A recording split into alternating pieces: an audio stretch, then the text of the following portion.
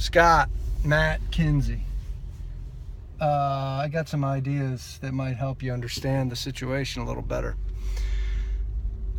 Without naming anybody's names or getting specific, I'll just make this message generic so you'll understand what I'm talking about. But you and I know what we're talking about. But I don't like to make public record of things that could be used against me. But anyway, I'll just give you generic information that might help you understand what we were talking about.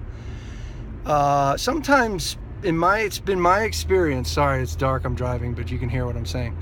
It's been my experience that people sometimes will avoid you when they may be going through something that's either so difficult that it completely consumes them to the point where they can't face the public, or they can't face their friends or anybody for that matter, or maybe they're facing something that is maybe a source of embarrassment to the point where they wouldn't want to talk about it with certainly anybody who knows them or their friends. I'll give you an example that might help you drive the point home. And this is a true story, and I will also not use specifics to protect the innocent in this particular case, but I once knew a guy who got into some serious trouble with the law. And this has nothing to do with what we're talking about, but this is a true story. But I once knew a guy who got into very serious trouble. It was a matter of public record. He was in the newspapers for it, so everybody knew about it, but he kind of went into hiding because he was embarrassed about what had happened. And I'm sure that even though he knew people knew, he didn't want to really face people that he knew and talk about it, and I don't blame him. And he had the right to his privacy, and he served his time for the crime that he did. It wasn't like he didn't, hurt anybody in like a physical way, but it was a white collar type of a crime. Anyway, it's not important. But for months I didn't see this guy, and I was, just because in my heart I was thinking, well, I don't care what he did. I forgive him. I still like him. I still want to be with him, still be friends with him. And I didn't have any problem confronting him or talking to him, but he might have. So I had to respect that he might have wanted privacy. Now, I don't know if that was the case.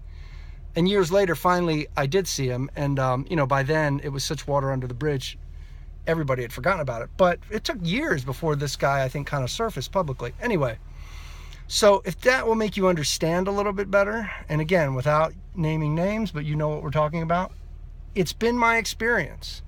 If people go into hiding and they don't want to talk to anybody, friends, family, anybody, you can't judge another person's reaction to what they're going through, whatever it is they're going through, just because you're comfortable with, hey, we used to be friends, we've been friends for a long time, I want to see you, as if nothing's, I'm fine, but that doesn't mean they're fine.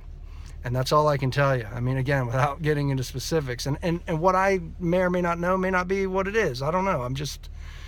But in this particular case, it's been my experience, and I've experienced it before with other people. If somebody has something going on in their life that is so troubling to them, they just can't face anyone. And it is a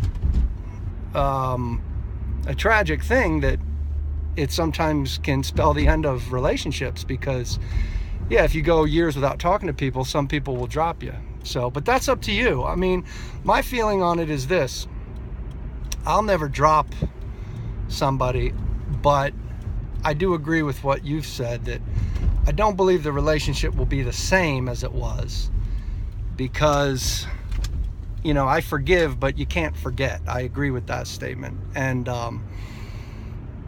but I wouldn't punish anybody over it, but I agree. I don't think we'll ever be the same, and neither will you. But you'll just have to accept that, and you'll have to accept what I'm saying, that what the situation may be, even though, if he were to say to you, hey, this is what it is, and this is why I can't talk to you, you might be like, oh, that's all it is? That's no big deal. I don't care. I still want to be your friend. I love you, whatever. That may be how you feel, and I understand that. That's how I would feel. But to the person in question that it affects, it's their choice to go into hiding. I can't, you or me or anybody can't dictate how a person responds to events in their life. And so that's just my 2 cents. So if you can understand all this, maybe that'll help you kind of just not take it personal. But I can tell you that I don't think it's personal. But again, I don't want to speak for other people, but like I said, you only have two choices. You can either accept it and move on, or you can literally have an intervention with somebody and get your family and other friends and confront that person and say, hey, look, we're not trying to be nosy and we're not trying to butt in your business, but out of genuine concern, because I've lost loved ones when they didn't tell us what was going on, we're just concerned about you. That's the only thing you can do, is to have an intervention. But I personally don't think that it's a life or death situation, but he's already conveyed to me that, you know, don't butt into my business anymore. So I am going to respect those wishes. And again, short of, unless there was a life or death situation that was imminent that I witnessed, I wouldn't butt in, you know, unless I saw, you know, someone about to throw themselves over a bridge, you know, then I'd intervene. But short of that, I got to respect the person's wishes. If someone says, hey, stay out of my life, I have to respect that, you know, because I wouldn't appreciate it if I told somebody that and they bugged me. So anyway, I hope that helps. But yeah, I'll talk to you in person maybe one day and we can hang out. But I'm glad you joined the gym. I think you'll really like it up there. I spend a lot of time. I'm probably there 20 hours a week, 5 days a week. I'm there for like 3 or 4 hours a day. But that's all about to change because I'm about to travel a lot for work. But anyway, all right, man, I'll talk to you soon. Bye.